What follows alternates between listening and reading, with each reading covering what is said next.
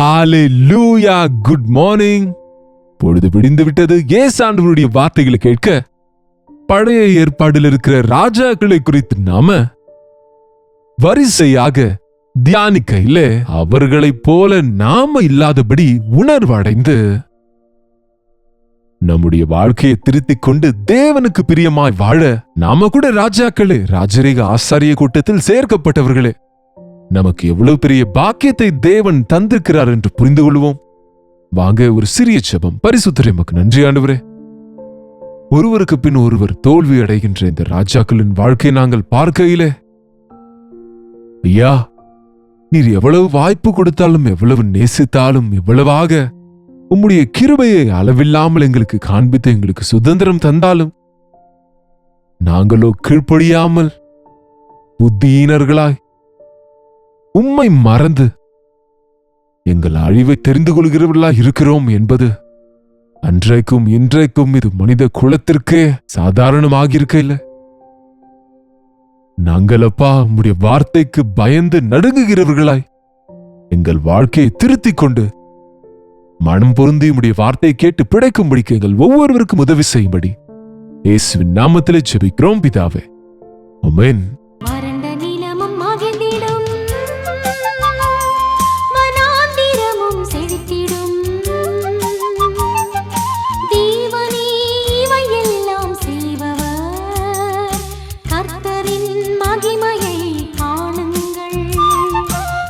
எவ்வளவு சுவிசேஷம் கேட்கிறோம் நாம, எவ்வளவா இயேசாண்டவர் அன்பை குறித்து கேட்கிறோம், எவ்வளவு பெரிய பாக்கியத்தை நாம பெற்றுக் கொண்டிருக்கிறோம். ஆனாலும் போக போக நாம் ஏன் இன்னும் தேவனை துக்கப்படுத்துகிறவர்களாய், தேவனுக்கு பயப்படாதவர்களா இருக்கிறோம்? தேவன் தருகிற வாய்ப்புகளை தவறாக பயன்படுத்துகிறோம். உண்மையிலேயே ஆண்டவருடைய அன்பு எவ்வளவோ அபாரமானது, மனிதனுடைய பாவம் எவ்வளவோ கொடூரத்திலும் கொடூரமானது என்பது நாம ஜாக்கிரதையா தேவனுடைய வசனத்தையும் அதில் இருக்கிற விஷயங்களையும் பார்க்கும்போதும், இப்படிப்பட்ட வாழ்க்கை வரலாறுகளையும் பார்க்கும்போது நம்ம புரிந்து கொள்ள முடியும். எவ்வளவு விபரீதமா இந்த ராஜாக்கள் இருக்கிறாங்க பாருங்க. இந்த ஏலாவை இவன் சரியில்லை என்று, குடிகாரனா இருக்கிறான் என்று 1 ராஜாக்கள் 16ஆம் அதிகாரம் 9ஆம் வசனத்தில் ரதங்களில் பாதி பங்கு தலைவனாகிய சிம்ரி சதி செய்து அவன் குடித்திருந்த நேரத்திலே அவனை விட்டு இவன் ராஜாவானான்.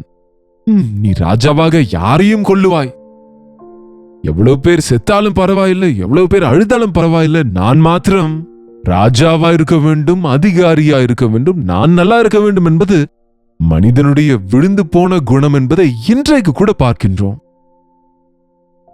நான் ராஜாவாகிவிட்டேன் என்று நினைத்தான், தனக்கு தானே ராஜாவாக்கி கொண்டான். ஆனால் இவன் ஜனங்களால் தெரிந்து கொள்ளப்பட்டவன் அல்ல, தேவனாலும் தெரிந்து கொள்ளப்படவில்லை. தேவனிடத்திலிருந்து வராத ஒவ்வொரு அதிகாரமும் அது விழுந்து போய்விடுங்க. துன்மார்கனுக்கு வெற்றி கொஞ்சம் காலமே இருக்கும். இந்த மகாராஜா எவ்வளவு காலம் ராஜாவா இருந்தார் தெரியுமா? வெறும் 7 நாட்கள் மாத்திரமே ராஜாவா இருந்தார். கெடுக்காதே கெட்டு விடுவா என்பது போல், மோசம் போகாதிருங்கள், தேவன் தம்மை பரியாசம் பண்ண விட்டார், எதை விதைப்பானோ அதையே அறுப்பான் என்பது போல், அவனவன் வெட்டிய குழியிலே தானே விழுவான் என்பது அப்படியே இந்த சிம்ரியின் வாழ்க்கையில நிறைவேறியது. நீ இன்னொருவனை கொன்றுவிட்டு நீ ராஜாவானாய், அப்போ உன்னை கொல்ல மாட்டார்களா? தலையை மிதிக்கிறவன் இருந்தால் அவன் தலையை மிதிக்கிறவனும் இருப்பானாம். ஜனங்கள் எல்லாரும் இப்படி இவன் மோசம் செய்து ராஜாவானான் என்று அறிந்த போது, அங்கே இன்னும் கிபெத்தோனுக்கு எதிராக பாளையம் இருந்த ஜனங்கள், இஸ்ரவேலர் எல்லாரும் சேர்ந்து, அந்த பாளையத்திலிருந்து அனைவரும் சேர்ந்து, அங்கே படைத்தலைவனாகிய உம்ரி என்னும் ஒருவர் இருக்கிறார். இங்க சிம்ரி, உம்ரி, அருமையா இருக்கிற பெயர்கள். ஏலா, என்னங்க, ஏலாவை கொன்று சிம்ரி ராஜாவானான். சிம்ரி வெறுமனே ஒரு பாதி பங்குக்கு மாத்திரம் அதிகாரி. ஆனால் மொத்த படைக்கும் தலைவனாகிய உம்ரியை ஜனங்கள் எல்லாரும் சேர்ந்து,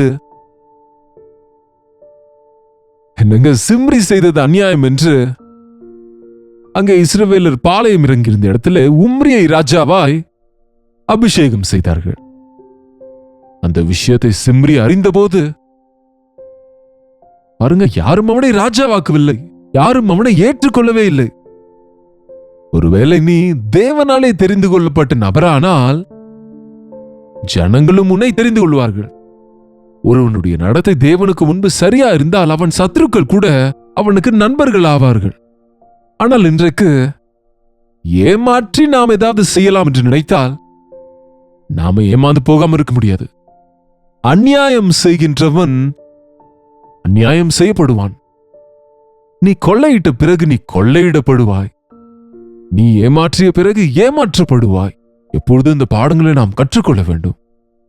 இந்த உலகத்தில் வாழ்வதற்கு மோசம் செய்ய வேண்டும், ஏமாற்ற வேண்டும், அநியாயம் செய்ய வேண்டும், குறுக்கு வழிகளிலே நம்ம ஏதாவது சாதிக்க வேண்டும், பெரியவர்களாக வேண்டும் என்று நினைக்கிற அனைவரும் தயவு செய்து தேவன் உயர்த்தாமல் யாரும் உயர்த்தப்பட முடியாது. தன்னைத்தான் தாழ்த்துகின்றவன் உயர்த்தப்படுவான், தன்னைத்தான் உயர்த்துகிறவன் தாழ்த்தப்படுவான். தேவன் ஆசீர்வதித்தால் அது என்றென்றைக்கும் ஆசீர்வாதம். அதிகார தாகம் என்பது இன்றைக்கு கூட பார்க்கின்றோம். பாருங்க, தேசத்தை ஆட்சி செய்வது என்பது ஒரு காலத்தில் ஒரு தியாகமானதா இருக்கும், அர்ப்பணிப்புள்ளதா இருக்கும், ஒரு பொறுப்பு என்று நினைப்பார்கள். ஆனால் இன்றைக்கு வெறும் சுயநலத்திற்காய் அதிகாரத்தை தவறாய் பயன்படுத்துவது என்பது மனிதனுடைய சுபாவமாக காணப்படுகிறது. அவன் அங்கிருந்து இன்னொரு இடத்துக்கு ஓடி போய்விட்டான். இவனை குறித்து வேதத்தில் சில வசனங்கள் மாத்திரமே இருக்கிறது. இவனை குறித்து பெரிதாக சொல்ல ஒன்றும் இல்லை இல்லையா? உங்களுடைய வேதத்தை திருப்பிக் கொள்ளுங்க. 1 ராஜாக்கள் 16ஆம் அதிகாரம் 10ஆம் வசனத்திலிருந்து 19ஆம் வசனம் அல்லது 20ஆம் வசனம் வரைக்கும் பார்த்தால் இவன் கதை இங்கே முடிந்து விட்டது. அது மாத்திரமல்ல, அந்த 7 நாட்களில் கூட அவன் எதுவும் அந்த ஏலா செய்த தவறுகளை திருத்தி நான் சரியாய் செய்கிறேன் என்று அவன் செய்திருந்தால், முக்கியமாய் தேவனுக்கு பிரியமில்லாதவைகளை சீர்திருத்தி இருந்தால் தேவன் அவனுக்கு இரக்கம் செய்திருப்பார். நமக்கு கொடுக்கப்பட்ட ஒவ்வொரு வாய்ப்பும் மிகவும் விலையேற பெற்றது. 7 நாட்களே உன் வாழ்க்கையில ரொம்பவும் அதிகம். நாம் நம்முடைய வாழ்க்கையை திருத்திக் கொள்ள, மனம் திரும்ப, நம்முடைய வழக்கங்களை மாற்றிக்கொள்ள more than enough in the 7 days. ஒரு 3 நாட்கள் நீ உபவாசம் இருந்து ஜெபித்தால், நீ மனம் திரும்பி ஜெபித்தால் உன்னுடைய வாழ்க்கையிலே பெரிய காரியங்கள் நடக்கும். தேவ கோபாக்கினை கிருபையாக மாறிவிடும். தேவனின் தண்டனை அதிலிருந்து தப்புவிக்கப்பட்டு தேவ கிருபை இரக்கங்களால் உன்னை அணைத்துக் கொள்வார். இந்த ராஜா, இந்த சிம்ரி தன் வாய்ப்பை பயன்படுத்திக் கொள்ளவில்லை. ஆகவே கொஞ்ச காலத்திலேயே 7 நாட்களிலேயே 7 நாட்களில் அங்கிருந்த ஜனங்கள், எதற்கு இந்த ராஜா நமக்கு? இந்த 7 நாட்களிலும் எந்த புதிய சட்டமும் போடவில்லை, எந்த ஒரு மாற்றத்தையும் உண்டாக்கவில்லை.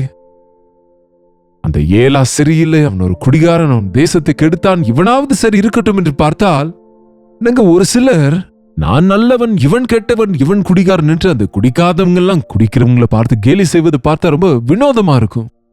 ஒருவன் குடிகாரனா இருப்பதனால் மாத்திரம் அவனுக்கு மனிதமே இல்லை என்று நினைக்காதீங்க.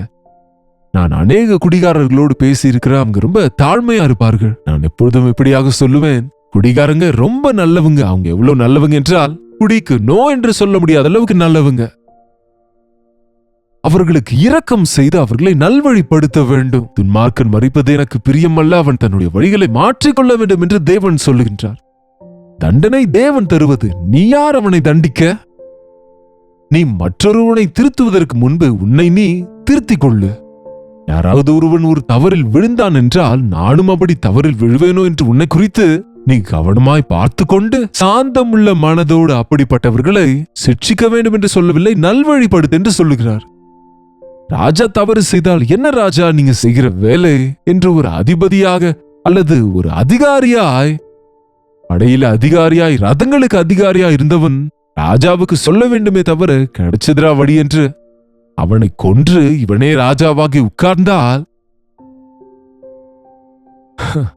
7 நாட்களில் ஒன்றும் சாதிக்க முடியாதவனா இருந்த போது ஜனங்கள் வெறுத்து போய், இவனை விட நம்ம உம்ரியே பெட்டர், அவனாவது படை தலைவன், இவன் கண்ட்ரோல்ல கொஞ்சம் தான் இருக்கிறது, இவன் சேனை முழுவதையும் கட்டுப்பாட்டில் வைத்திருக்கிறான் என்று அவனை ராஜாவாக்கி விட்டார்கள். அவன் ராஜாவானான் என்ற போது இவன் தப்பித்துக் கொள்ள வேறொரு பட்டணத்திற்கு சென்று விட்டான். ஆனால் அந்நேரத்திற்குள்ளேயே அந்த பட்டணங்கள் எல்லாம் அவைகளை உம்ரி பிடித்து விட்டான் என்று அறிந்தபோது அவைகளை முற்றுகை போட்டார்கள் என்று அறிந்தபோது அவர்கள் திர்சாவை முற்றுகை போட்டார்கள்.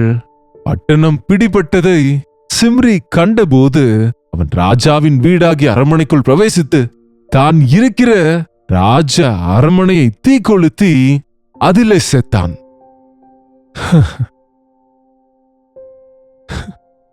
பாருங்க, சாகிறவன் சாகாமல் அவனோடு கூட ராஜ அரண்மனை முழுவதையும், அந்த ராஜ வீட்டுக்குள் பிரவேசித்து அந்த ராஜ வீடு முழுவதையும், அரண்மனை முழுவதும் கொளுத்தி அதில் செத்தானாம். சூசைட் அட்டாக் என்பார்கள் இது. சாகிறவன் சாகாமல் எல்லாரையும் கொல்லுவான். இன்றைக்கு கடனில் விழுந்து கடன் தீர்க்க முடியவில்லை என்று மனைவி பிள்ளைகளுக்கும் விஷம் கொடுத்து எல்லாரும் சேர்ந்து செத்து போவோம் என்று சொல்லுகிறாங்க. எவ்வளவு அறியாமை இது! உன்னை மற்றவர்கள் கொல்லுவது எவ்வளவு தவறோ உன்னை நீ கொல்லுவதும் அவ்வளவே தவறு. நீ உன்னோடு கூட மற்றும் அநேகர் சாவுக்கு காரணமானால் உன்னை விட மோசமான நிலைமை இன்னொருவனுக்கு இல்லைங்க. கொலைபாதகர்கள் அக்னியும் கந்தகமும் எரிகிற கடலில் தள்ளப்படுவார்கள். கடைசிக்கு தன் வாழ்க்கையிலே தன்னைத்தான் கொளுத்திக் கொண்டான். சரித்திரத்தில் பார்க்கிறோம் எத்தனையோ பேர் கொடுங்கோளர்கள் தற்கொலை செய்து கொண்டு மரித்தார்கள் என்று. தங்களை தாங்களே அழித்துக் கொள்ளுவார்கள். இன்றைக்கு யாருக்கும் நாம் தடையா இருக்க வேண்டாம், யாருக்கும் நாம் தீர்ப்பு தீர்க்க வேண்டாம், யாரை குறித்தும் நாம பரியாசம் செய்து அவர்களை புறக்கணிக்க வேண்டாம். கிறிஸ்துவின் அன்பினாலே எல்லாரையும் நேசிப்போம். ஒவ்வொரு பாவியையும் பரிசுத்தப்படுத்தவே ஆண்டவராக இயேசு கிறிஸ்து சிலுவையில தம்முடைய ஜீவனை கொடுத்தார் என்பதை உணர்ந்து கொண்டு மற்றவர்கள் விஷயம் பார்க்கும்போது உன்னை குறித்து நீ ஆராய்ந்து பார்த்து கொண்டு பயத்தோடு நடுக்கத்தோடு நம் ரட்சிப்பை காத்துக் கொள்ளுவோம். செபிப்போமா? பரிசுத்தரே, அன்புள்ள தகப்பனே, இன்னொரு முறை உம்முடைய சமூகத்திலே எங்கள் வாழ்க்கையை ஆராய்ந்து பார்க்கிறோம் அப்பா. ஒரே விதமான சுபாவமே எங்கள் எல்லாருக்குள்ளும் இருக்கிறது. அது வெவ்வேறானது, அது பெரியது, சிறியது, மதிப்புள்ளது, மதிப்பில்லாததா இருக்கிறது என்று நாங்கள் நினைக்கிறோமே தவிர, பாவ வித்தோடு இருக்கிற நாங்கள் எப்பொழுதும் நீதியை வெறுத்து அநீதியை நேசிக்கிறவர்களாகவே, அன்பை விட்டு வன்முறை செய்கிறவர்களாகவே இருக்கிறோம் அப்பா. இந்த சிம்ரி எவ்வளவாக வாய்ப்பு கொடுக்கப்பட்ட போதிலும் இன்னொருவரை கொன்று தான் அதிகாரத்தை பெற வேண்டும் என்று விரும்பி கொலை செய்த போது கடைசியில தன்னைத்தான் கொளுத்திக் கொண்டது போல, இந்த கடைசி காலத்தில் அநேகர் தங்களுக்கு தாங்களே அழிவை தேடிக்கொண்டு மற்றும் அநேகர் அழிந்து போக காரணமா இருக்கையில இந்த பிசாசின் கிரியைகளை அழித்தருளும் ஆண்டவரே. இந்த கடைசி காலத்தில் பிசாசின் கிரியைகள் அழிக்கப்படும்படியாக பரிசுத்த ஆவியின் கிரியைகள் மேலோங்கும்படி, கொடுமைக்கும் வன்முறைக்கும் கொலைகளுக்கும் பதிலாக அன்பும் சமாதானமும் உலகத்திலே பெருகும்படியாக பரிசுத்த ஆவியின் காரியத்தை செய்யும்படியாக இயேசுவின் நாமத்திலே ஜெபிக்கின்றோம் பிதாவே, ஆமென். நம்முடைய பிதாவாகி தேவனுடைய அன்பும் குமாரனாகிய இயேசு கிறிஸ்துவின் கிருபையும் பரிசுத்த ஆவியானவருடைய அந்யோன்யமும் ஐக்கியமும் கூடி வந்திருக்கிற நம் அனைவருக்கும் இப்பொழுதும் சதா காலமும் துணையாயிருப்பதாக, ஆமென். தேவனுக்கு ஸ்தோத்திரம். உங்களுக்காக நாங்கள் ஜெபிக்க வேண்டும் என்று விரும்பினால் உங்க ஜெப விண்ணப்பங்களை எங்களுக்கு அனுப்ப 8939801234 என்ற எண்ணிற்கு வாட்ஸ்அப் அனுப்புங்க. அவர்களை பார்க்கிறோம், ஜெபிக்கிறோம். டாக்டர் ஜே பால் யூடியூப் சேனல் சப்ஸ்கிரைப் பண்ணுங்க, லைக் பண்ணுங்க, மற்றவர்களுக்கு ஆசீர்வாதமா இருக்கும்படி ஷேர் பண்ணுங்க. அண்ட் உங்க பெயரும் ஊரும் கமெண்ட் செக்ஷன்ல வந்து பதிவிடுங்க. அப்பொழுது எங்களுக்கு தெரிய வரும் நீங்க எங்கெங்கிருந்து பார்க்கிறீர்கள் என்று. கர்த்தருக்கு சித்தமானால் நாளைக்கும் இதே நேரத்தில் நான் தியானத்திலே மீண்டும் உங்களை நான் சந்திக்கிறேன். அதுவரை கர்த்தருடைய கிருபை உங்களுக்கு துணையாக இருப்பதாக.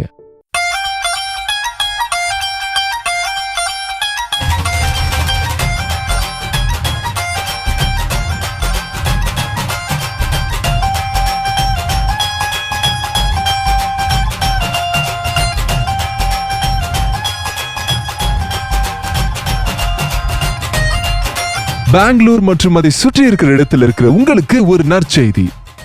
கர்த்தருக்கு சித்தமானால் இந்த செப்டம்பர் மாதம் 2ஆம் தேதி மதியம் 2 மணியிலிருந்து 5 மணி வரைக்கும், 6 மணியிலிருந்து 10 மணி வரைக்கும் 2 செஷன்ஸ் ஆக ஒன் டே கெட் டுகெதரை பெங்களூர்ல இருக்கிற உங்களுக்காக, பெங்களூரை சுற்றி இருக்கிற உங்களுக்காக, உங்க எல்லாருக்காகவும் இந்த கெட் டுகெதரை நாங்கள் ஏற்பாடு செய்திருக்கிறோம். ஒவ்வொரு முறையும் எத்தனையோ இடங்களிலிருந்து அந்த பக்கம் கேஜிஎஃப், இங்கே பல்லாரி மற்றும் அனந்தபூர்ல இருந்து எத்தனையோ இடத்துல இருந்து ஒரு ஹப்பா இருப்பதினாலே நாங்க டவுன்ல வைத்தாலும் சுற்றி இருக்கிற கிராமங்களில் இருந்தும் சுற்றி இருக்கிற ஆந்திரா மற்றும் தமிழ்நாடு பகுதிகளில் இருந்தும் கர்நாடகாவில் இருந்தும் பாருங்க எத்தனையோ மக்கள் இந்த சோசியல் மீடியா மூலம் டிவி நிகழ்ச்சி மூலம் ஆசீர்வதிக்கப்படுகிற நீங்கள் அனைவரும் வருவது எங்களுக்கு எவ்வளவோ சந்தோஷம். உங்களை நேரடியாக சந்தித்து உங்களுக்காக ஜெபிக்க வேண்டும் என்று பெங்களூரு வருகிறோம். வாங்க இந்த ஒன் டே கெட் டுகெதர்ல பங்கு பெற்று தேவ ஆசீர்வாதங்களை பெற்றுக்கொள்ளுங்கள். கவனியுங்கள், செப்டம்பர் 2ஆம் தேதி மதியம் 2-5 வரைக்கும், 6-10 மணி வரைக்கும். எங்கு என்றால் Hudson community centre near corporation circle, Bangalore. இதை குறித்த மேலும் விவரங்கள் உங்களுக்கு வேண்டுமென்றால் QR கோடை ஸ்கேன் பண்ணிக்கொள்ளுங்க அல்லது கீழே கொடுக்கப்பட்டிருக்கின்ற நம்பருக்கு நீங்க வாட்ஸ்அப் பண்ணுங்க, உங்களுக்கு லிங்க் அனுப்புவார்கள். நிச்சயம் வருவீங்கல்ல?